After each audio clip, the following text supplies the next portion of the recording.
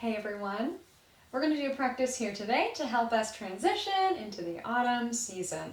In Ayurveda, this is known as the vata season. So if you are familiar with yoga and Ayurveda, you will know this already, but I will recap just in case. There are 3 doshas or constructs that we can use to understand ourselves or the seasons, in this case, different times of day, and they have specific qualities. So I like to think of them as 3 clusters of qualities that we can use to help us better navigate our lives. So let me tell you about vata to start, and then in other videos I'll talk about the other seasons. So vata, the qualities of vata: dry, cold, and light. That is what we are going to focus on today. So it is a dry time of year, especially if you think about the fact that our furnace is on. That greater increases the dryness compared to if you lived maybe, I don't know, in caveman culture with a roaring fire inside a cave. Might not be quite so dry. But I tend to notice at this time of year, as soon as the furnace comes on, and we've moved out of rainy season, right? So warm air can hold more humidity. So we've moved out of that, it's getting cold, which dries things already, and then the furnace comes on, and there's this hot, dry air that we're then inhaling dry air, and our sinuses get dry. And if you know about your sinuses, they're not just, in behind your nose, but they're connected to your ears and in behind your face. So we'll do some practices to maybe help shake out some decongestion. I will also link to a decongestion video that I recorded that does a little bit of shaking out. It does some breathing techniques. Of course, there's other stuff that you probably know, like running a humidifier, very helpful. We will do some movement to deal with the fact that it is cold. We're going to get moving and get some heat going. And we're going to do some grounding practices because vata season is kind of light and ungrounded. So our physical movement practice can have some heavy elements. Now, every practice should be balanced. Pretty much. There's probably an exception to that rule, but we will get moving. We won't just be grounded. We'll get something to kind of boost our energy, perk us up, give us a little bit of this vata light lift, and then we will do practices to ground us down. Part of what happens at this time of year as well is that our digestion gets sluggish. So some of these grounding practices are going to be digestion based, so pressing on the belly, twisting, and helping our digestion to move along. What else do we have? Our food goes along with this. So again, we're thinking digestion, cold, dry, and light. Our food should be warm, wet, and grounding. So resist the urge to load up on popcorn on cold autumn nights. Instead, go for more seasonal foods. Apple crisp, butternut squash soup. We've got lots of fun, delicious options. And you might find that at this time of year, if you're eating crunchy foods, raw foods, cold foods, like your cold, icy smoothie that maybe you loved in the middle of August, might be causing a little bit of digestive upset at this point. So these practices will help to move digestion along. And then again, I'll link to a blog post for some different ideas to help with lifestyle. Okay, I think that's everything. So our cold, light, and dry season, we're gonna do a warm, lubricating, and grounding practice.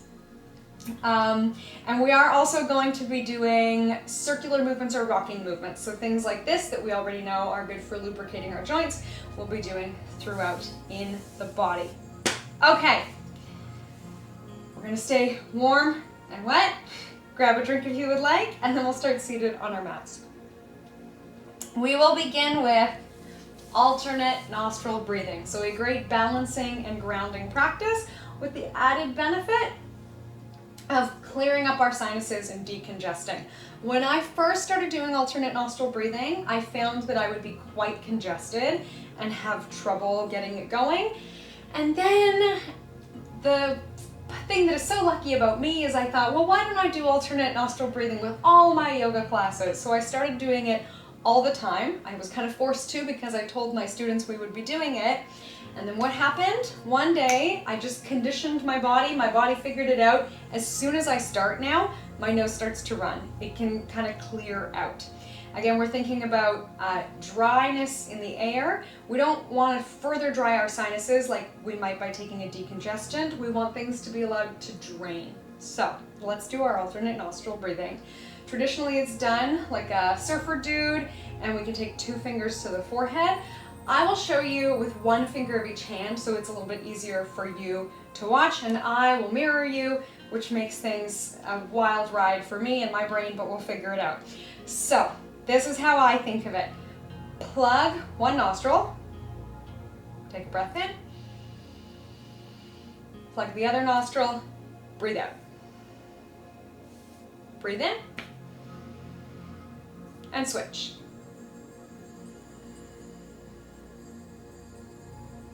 Breathe in, and switch. So I think of it as out, in, and then switch. So we're inhaling left, switching, exhaling right, inhaling right, switching, and exhaling left. So you might want to keep track of right and left, or you might just think to yourself, out, in, switch. And if you mix it up and you get it backwards, maybe you do in, out, and then switch. You'll survive, I promise. As long as we're getting a breath cycle and then switching, it's all good.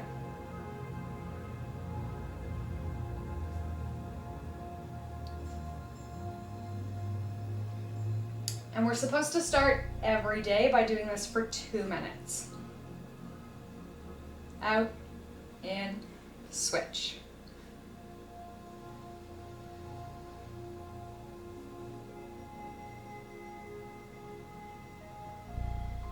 So you might find it easier to switch hands like I'm doing to keep track of the coordination.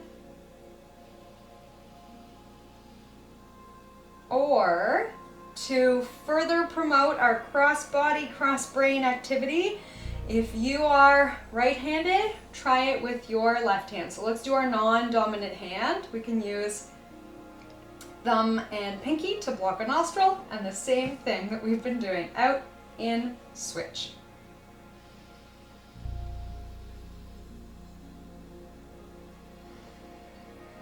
And you may be noticing stuff is clearing up or starting to run.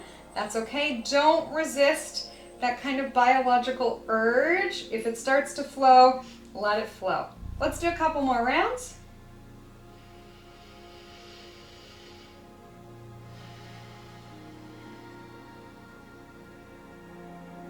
Careful to be relaxed in our hands. We don't want to overdo it.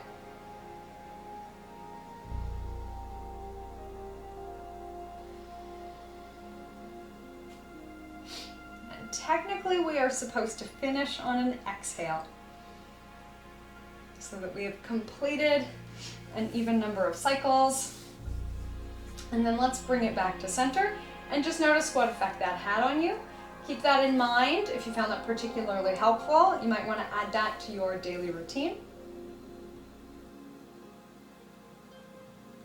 And then let's do another one for decongestion, but we're going to start to boost our energy. So we're going to bring in a little bit of vata, and we're going to tap all over the skull. So our fingertips, we could do like a drumming motion or a tapping motion. But what we're doing here is that we're creating vibration to maybe loosen up some of our congestion to help it drain. So you may have dry or wet congestion. If you are typically a vata person, you may already be very dry, your sinuses are dry, or you may not be. You may find that your sinuses are more soggy, sometimes is the word people use. If you feel like a soggy person, that you're prone to mucus and water retention, then this will also help you drain. And there are just different recommendations. So you might not need a humidifier as much around the house if you already feel like a pretty soggy or wet person. But if you do feel particularly dry, you're the type of person who always has dry lips and that kind of thing, we'll want to go more towards lubricating practices, so you could even put a drop of oil in each nostril or run a humidifier while you do this kind of thing to help out. I like to do it while I let the shower run for a minute or after I get out of the shower. All right, we'll let that go, and let's get into some of our circular motions, lubricating our shoulder joints, thinking wet shoulders, not dry shoulders. And this time of year, you might notice the urge to do this. So we want to kind of loosen that up, let that go. As we get cold, we make an effort to stay warm by hunching our shoulders. So now let's make the effort to slide those shoulder blades down and back. And maybe we're doing one shoulder at a time. We like a little variety. Or if you want that coordination benefit, just like our alternate nostril breathing, can we take one shoulder forward and one shoulder backward? We don't have to. And even if you mix it up, just like our alternate nostril breathing, it doesn't really matter. We're still moving, we're still lubricating our joints. One shoulder forward, one shoulder back. Make sure we do it both ways.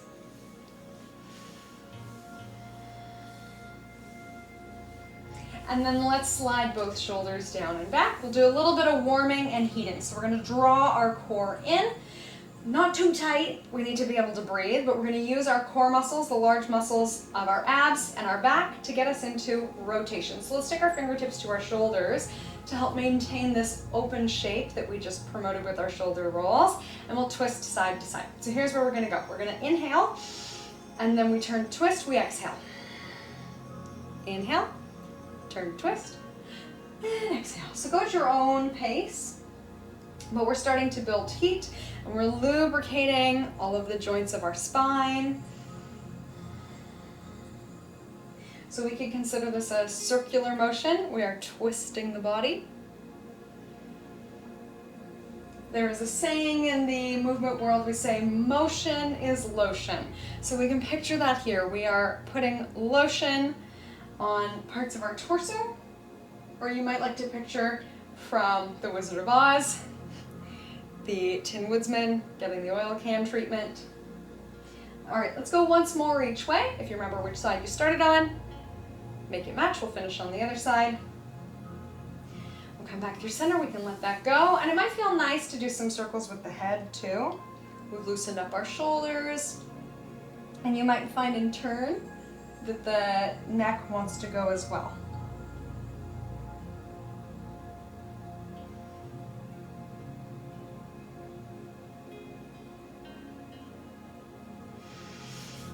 Alrighty, let's flip into child's pose. So turn so you can see me without too much trouble. And we'll shift our hips back into child's. If we're more comfortable, we can keep the arms bent or be up much higher. But I'll show us how we're going to flow in and out of child's, so keep it comfortable for yourself. For now, let's think grounding. We were just doing light and lifted movements and some heating movements. Let's notice all parts of body that are contacting the mat right now. Feel that contact with the mat, and that can be our connection with the earth as well, remembering that we are supported by the earth below.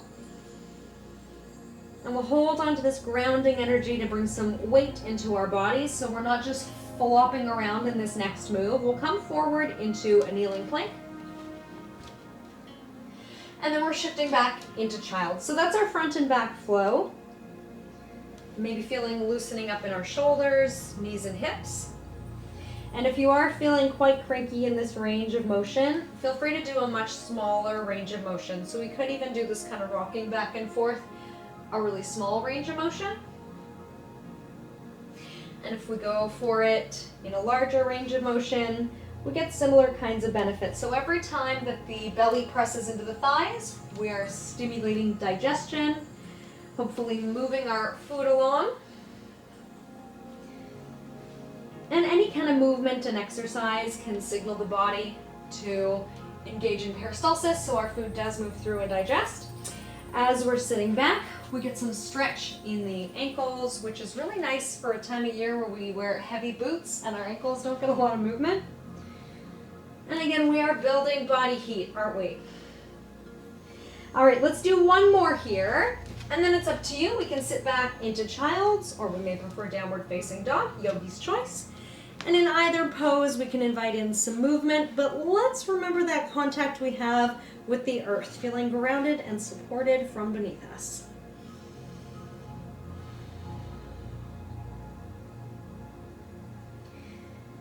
And before we come into standing, we'll do one more from all fours. If by chance the wrists are a little cranky, you could do this one from standing too. We're going to get some inspiration from belly dancing, and we're going to do circles with our bodies. So let's take our rib cage, and we're going to draw a circle with our ribs. So we're going to take our ribs up to the sky, to one side, down to the mat, and to the other side. So we could do this, like I said, you could stand up and try to circle your ribs as best you can. Or we can be on the mat and try to circle our ribs as best we can. If you have never done this before, let's be realistic about our range of motion. Maybe we're doing a teeny tiny circle, or it doesn't even feel like a circle, it might just feel like you're kind of shifting around. Perfect. That is the starting point. And then as we feel our bodies loosen up and our coordination begin to cooperate, we might be doing a bigger movement. And I'm going to add one more brain challenge. Figure out whichever direction you're going in this rib circle, and we've got to switch directions. So probably the second direction is a little tougher for you, less natural to execute, but that's okay. We do the same thing. We take our ribs up to the sky, shift to one side, down to the mat, and to the other side, and we repeat. Doing our best here to get a fluid circle. Being kind to ourselves. Sometimes this one is an emotional challenge more than it's a physical challenge as we get frustrated with ourselves.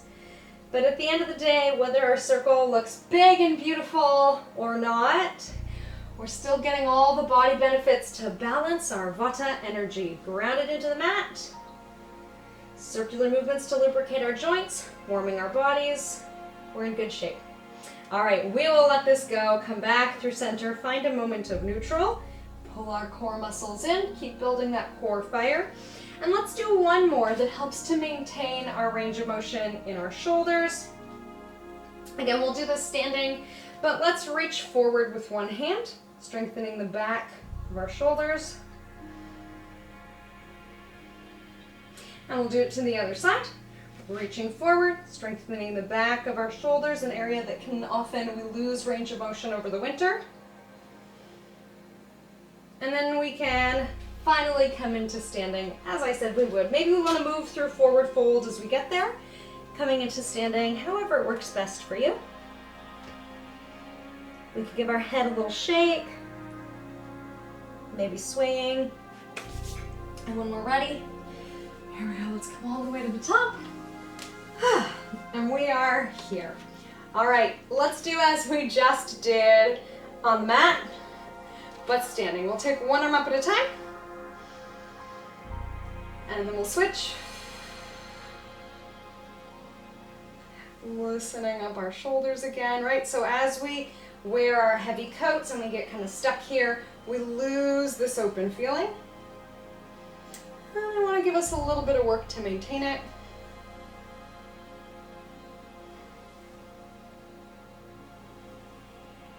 Okay, we'll go once more each way.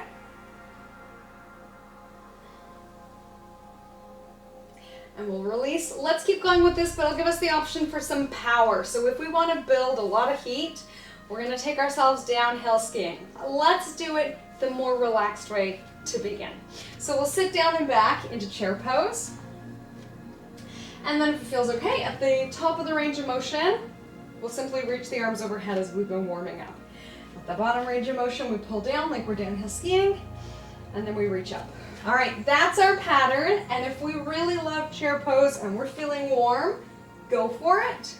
If you want to ease into it, that's okay too. So we're building heat, and we're maintaining balance, that we're staying lifted. We don't want to get too heavy, too grounded. So we've got this heavy feeling at the bottom, and this light feeling at the top. Breathing in at the top, and breathing out at the bottom. Let's focus on that grounded feeling. We're gonna hold at the bottom, and we're just gonna pump the arms. So we hold our chair pose, building heat in the legs, Pump the arms, pull the elbows back. So we're working the strength in the back of the body. Again, thinking posture. Let's go 3, 2, 1. And we release. Beautiful. My mat is moving around, I think. Let's take our feet wide. And we'll come into a variation of sun pose. Okay, we're moving into the dark winter months. Let's have some sun in our bodies. We're going to take our arms across our chests, giving ourselves a warm hug. And then we're going to open. We're going to switch which arms on top, and we're going to close. All right, that's our sun flow for today. Open and close. We can inhale as we open, and then exhale as we close, or maybe you like to do the opposite. Exhale, open, inhale, close, listening to our bodies. And if we would like, yes, we can lift and lower, lubricating our joints.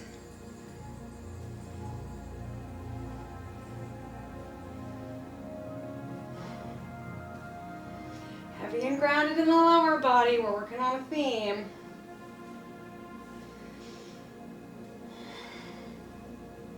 All right, let's hold open. And if we're looking for a little bit more heat, we can drop low as we hold, pulling the thumbs back or pulling the back of the palms back. Let's go ahead and release. We'll come back to standing. Let's do one more here before we take it down to the mat for our digestive poses. We're going to do some circular movements of the hips, and you'll see why. We need to warm up our hips to get into a couple of our final movements. So we can take hands to hips if that's comfortable for you, or maybe hands to heart center, or maybe we want to think about breath and abs. And instead of doing our tree pose to balance, let's do circular movements.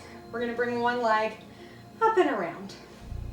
So a lot tougher often to balance when we're moving. So remember, we could be doing a small circle and a tap down to recover our balance. That might be what it looks like for you. Maybe we're doing big enthusiastic circles, but as long as we're taking that hip through a range of motion, we're warming up our muscles. So this can actually be a nice balance option. If you find holding tree difficult either to focus your mind or to still your body and hold balance, we can do this opportunity after every circle to catch our balance again, and the movement maybe keeps our busy minds more able to focus on the task at hand. All right, let's do just one more here. And we'll switch to the other side. Here we go. Finding our balance, however it works best for you. And let's take our circle into the other hip. This side might feel a little different. There might be popping or clicking. We might have these big enthusiastic circles. Or yeah, maybe we're using this as a balance opportunity to reconnect with the earth each time we make a circle. Very different, right, than when we're maybe just trying to hold a pose in class and we feel like we're doing it wrong if we put the foot down. But this time we have the option to put the foot down every circle. So we're sort of doing reps. The same way we do, with our muscles, lifting weights, we do reps. We can do reps with our balance too. That is actually one of the big criticisms of yoga. It's too much isometric training. It's just too much staying still. But we can easily fix that just by moving in and out of our yoga poses. So it's not a very strong criticism. Easy to correct for. Okay, last one. Here we go. We'll bring a little bit more vata in.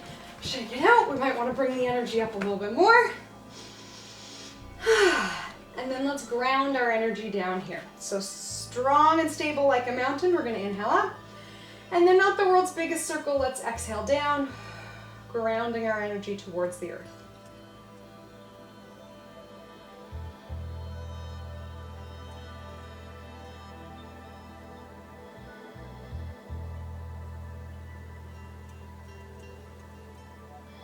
Let's do our last one here. Long, slow, deep, full breath in. And we'll make our way down to the mat to lie on our backs. Get there however you like. You might like to kneel down one at a time, or if we're feeling more conventional in our yoga practice, we can forward fold and then make our way down onto our backs. For our final digestive poses. So what kind of poses are good for digestion? Anything pressing against the belly or anything twisting. So once you're here with me, and take as long as you like, we'll start with knees to chest, our thighs pressing into the belly. And for some of us, we might have a really tight knees to chest or really wide knees to chest. Either are fine. And some of us might feel better pressing the belly to the thighs and the thighs to the belly. You might feel you get more digestive benefits wide or narrow. But I think it's more important to be comfortable in our hips and our hamstrings and our knees. We might want to hold in behind the thighs or hold on our pant legs. So if this is feeling like really tight and cramped and uncomfortable in any way, that's a common issue. We can simply take the legs wider. Let's go ahead and we'll do single leg to chest. We'll draw one leg in, one leg out. We can increase our grounding sensation by pressing the straight leg or the out leg down into the mat. And then we go ahead and switch. One leg in, the other leg out, and pressing down into the mat. Let's breathe deeply while we're here.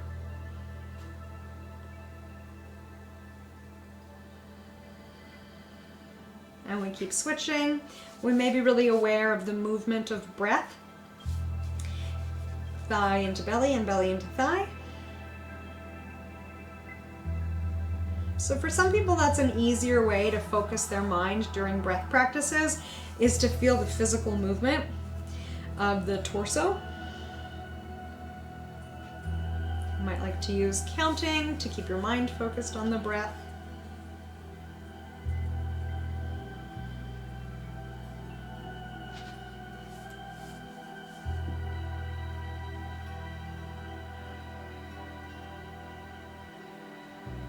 And I'll give us one more option. It's a bit more strength based. So if my right leg is in, my right hand is going to hold my right leg or behind the thigh, and then my left arm is going to reach up overhead. So again, we've got this long stretch in the overhead range of motion. You may need to bend the elbow or take the arm further out to the side if it's a little bit tight.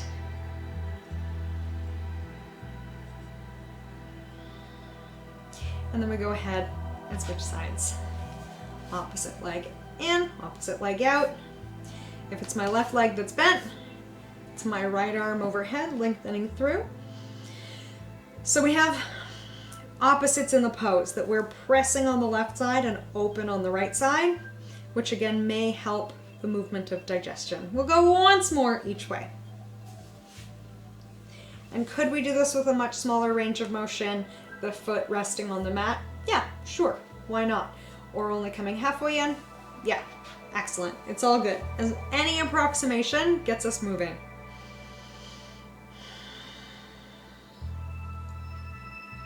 Let's go ahead and release this. We'll take both feet planted on the mat. And let's let our knees rock side to side. We're gonna windshield wipe the legs. And the arms can be wherever it's comfortable, maybe out to T or cactus or even in behind the head.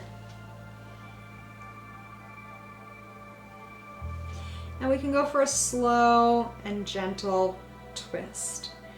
So we're about to move into a season of high social obligation.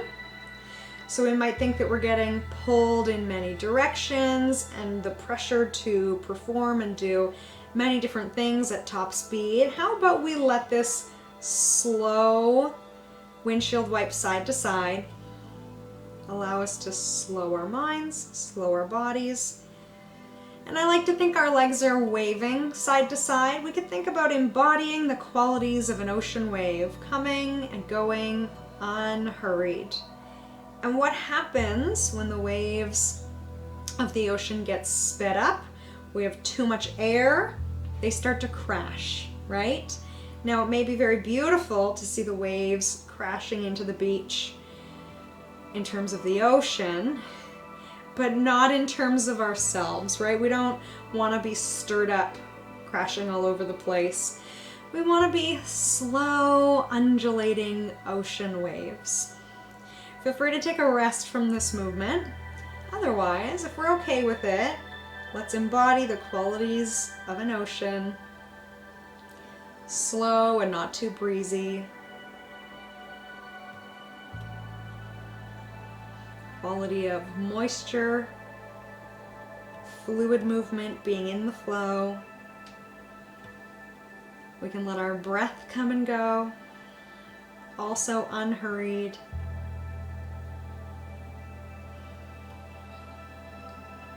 And maybe it starts to feel like we're kind of rocking ourselves to sleep.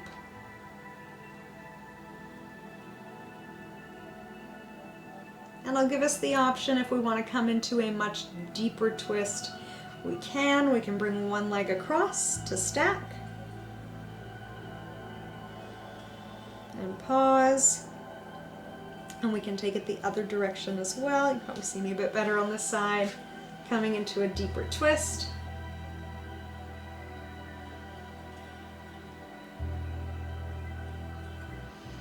And we'll leave it there for today. Option to come back through center. Maybe we're placing hands on our bellies to focus on feelings of breath and digestion.